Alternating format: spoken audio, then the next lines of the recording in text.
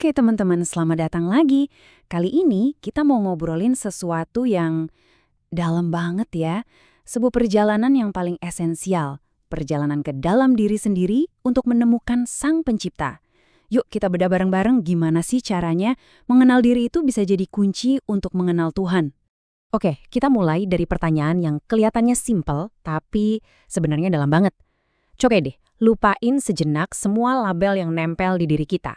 Nama, pekerjaan, status sosial, semuanya. Kalau itu semua dilepas, siapa sih Anda yang sebenarnya? Pernah kepikiran nggak? Dan pertanyaan soal siapa sih gue sebenarnya itu bukan pertanyaan baru loh. Ini tuh pencarian abadi manusia. Dari dulu para filsuf, para pemikir spiritual, semuanya udah ngegali pertanyaan ini. Bisa dibilang ini tuh inti dari pengalaman kita jadi manusia. Nah, ada satu pepatah bijak yang bakal jadi kompas kita di pembahasan kali ini. Barang siapa mengenal dirinya, sungguh ia telah mengenal Tuhannya. Ini bukan cuma kalimat puitis ya. Anggap aja ini sebuah peta. Peta yang nunjukin kalau kunci buat kenal Sang Maha Agung itu ternyata disembunyiin di dalam diri kita sendiri. Sebuah undangan buat mulai perjalanan ke dalam. Oke, terus gimana dong cara mulainya? Nah, langkah pertamanya adalah kita harus paham dulu apa sih yang dimaksud diri itu. Karena ternyata diri ini nggak sesimpel yang kita kira. Ada dua sisi yang beda banget. Sisi luar yang kita tunjukin ke dunia dan sisi dalam yang jadi esensi sejati kita. Coba kita lihat perbandingannya. Di satu sisi ada yang namanya diri luar. Ini tuh semua label yang kita kumpulin sepanjang hidup. Jabatan kita apa, status sosial kita gimana, sampai penampilan fisik kita. Anggap aja ini kostum kita di panggung dunia. Sifatnya sementara, bisa gonta-ganti. Nah, di sisi lain, ada diri dalam. Inilah hakikat kita yang asli. Ruh kita, hati nurani kita. Sesuatu yang abadi dan gak terpengaruh sama hiruk-pikuk dunia luar. Biar lebih kebayang, kita bisa pakai analogi lautan. Diri luar kita itu ya kayak permukaan laut yang berombak, yang bisa dilihat semua orang.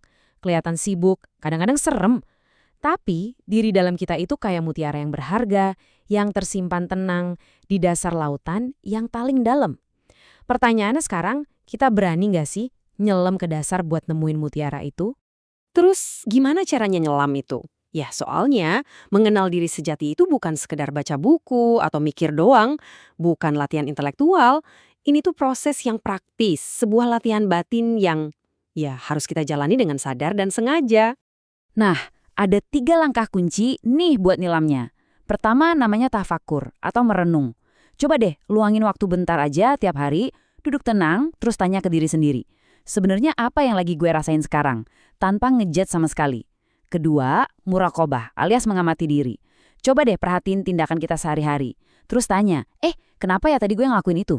Niatnya apa sih sebenarnya? Dan yang ketiga, tazkiyah atau membersihkan hati. Nah ini proses yang aktif banget buat ngenalin terus ngelepasin sifat-sifat kayak ego, iri, sombong yang selama ini mungkin jadi penghalang.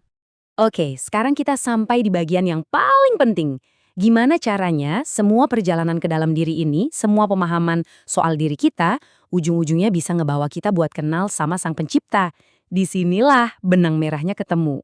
Ternyata proses kenal diri ini tuh kerjanya kayak cermin loh. Waktu kita benar-benar berani ngaca, lihat ke dalam dan ngakuin betapa lemah dan terbatasnya kita, di saat yang sama, kita justru bakal ngelihat sifat kebalikannya. Tuhan yang maha kuat dan maha sempurna. Waktu kita sadar betapa bergantungnya kita sama Dia, bahkan buat narik napas aja, kita jadi kenal Dia sebagai yang maha mandiri. Dan pas kita ngerenungin betapa sementaranya hidup kita jadi paham apa artinya Tuhan yang maha kekal abadi. Jadi, ngelihat kekurangan kita justru membuka pengenalan kita akan kesempurnaannya.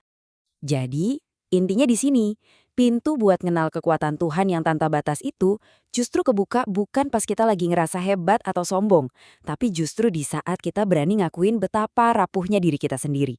Keren ya? Oke, ini semua kedengarannya dalam banget ya, filosofis gitu. Tapi terus apa gunanya buat kehidupan kita sehari-hari? Kenapa sih ini penting buat Anda, buat saya? Yuk kita lihat dampaknya secara nyata. Jadi, apa sih hasil nyata dari perjalanan ini? Apa yang bisa kita dapetin? Pertama, ketenangan batin yang lebih dalam. Semacam rasa damai yang gak gampang goyah sama masalah sehari-hari. Kedua, arah hidup jadi lebih jelas. Gak bingung lagi mau kemana, Karena setiap keputusan datangnya dari inti diri kita yang sejati. Dan yang paling penting, kita bakal ngebangun hubungan yang jauh lebih personal dan dekat sama Sang Pencipta. Bukan lagi sebatas teori di kepala, tapi jadi sebuah pengalaman nyata. Pada akhirnya, kita jadi sadar, perjalanan yang paling jauh, yang paling menantang, itu ternyata bukan ke ujung dunia, tapi perjalanan ke dalam diri kita sendiri.